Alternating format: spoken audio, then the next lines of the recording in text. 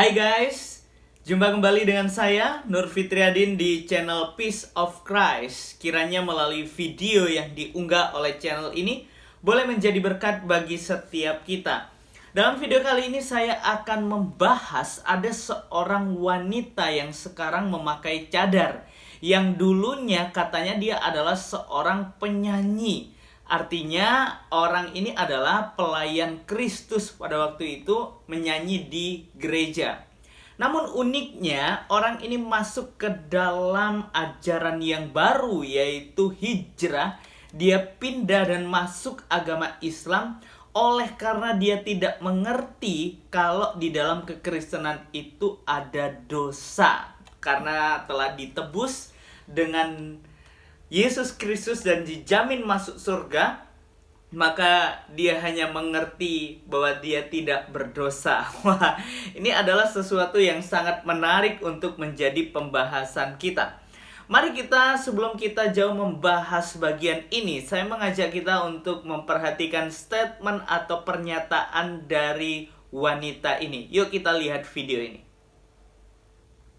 Buat saya pribadi, ketika beragama dulu itu, uniknya saya itu nggak tahu apa itu dosa. Jadi saya mau pakai celana pendek, mau melakukan apapun, itu saya nggak tahu akan ada, oh ternyata berbuat ini tuh dosa loh gitu. Itu saya nggak tahu gitu. Karena ketika saya percaya bahwa Tuhan Yesus itu ada, saya udah dijamin masuk surga. Jadi saya nggak tahu apa itu dosa. Ya, jadi jelas ya guys apa yang dikatakan oleh wanita ini. Wah, saya semakin meragukan tentang kekristenan yang ada dalam dirinya, sungguh-sungguh atau tidak.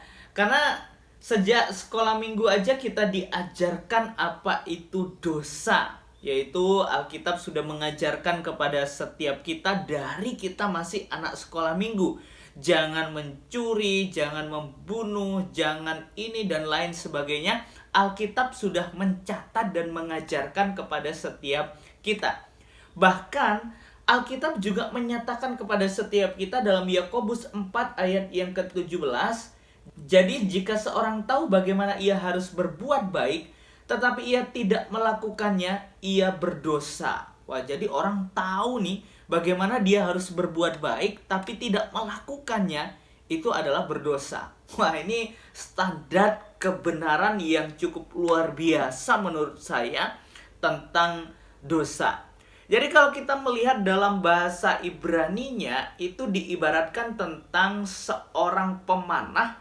Dia harus tepat kepada sasaran yang titik yang ada di tengah itu.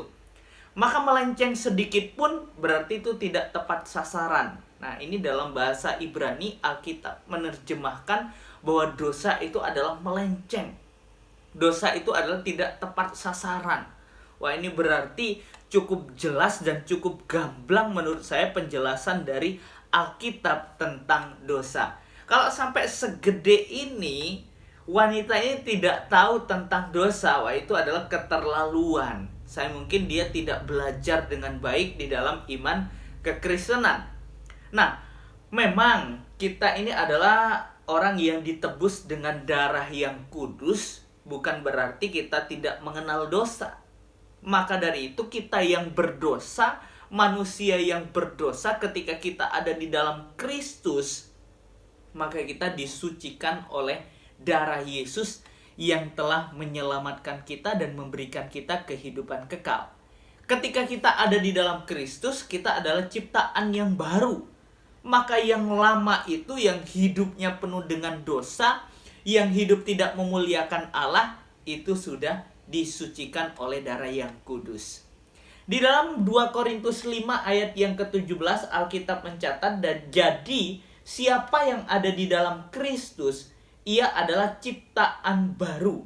Yang lama sudah berlalu, sesungguhnya yang baru sudah datang. Alkitab dengan jelas menyatakan kepada setiap kita, ketika kita ada dan tinggal dalam Kristus, maka kita adalah ciptaan yang baru.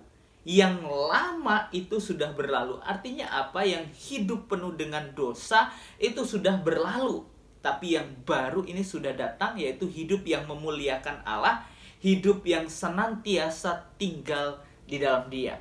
Wah, jadi jelas ya guys, bahwa di dalam kekristenan sesungguhnya kita lebih banyak mengerti tentang dosa. Karena apa? Manusia nggak ada yang sempurna. Karena pergumulan terbesar manusia itu adalah dosa. Manusia tidak bisa menyelamatkan dirinya sendiri tanpa Kristus yang tidak berdosa, yang memberikan keselamatan bagi setiap kita. Ya, biar melalui video ini boleh menjadi berkat bagi setiap kita dan membukakan wawasan kita untuk berpikir benar dan hidup dalam kebenaran. Tuhan Yesus memberkati. God bless you.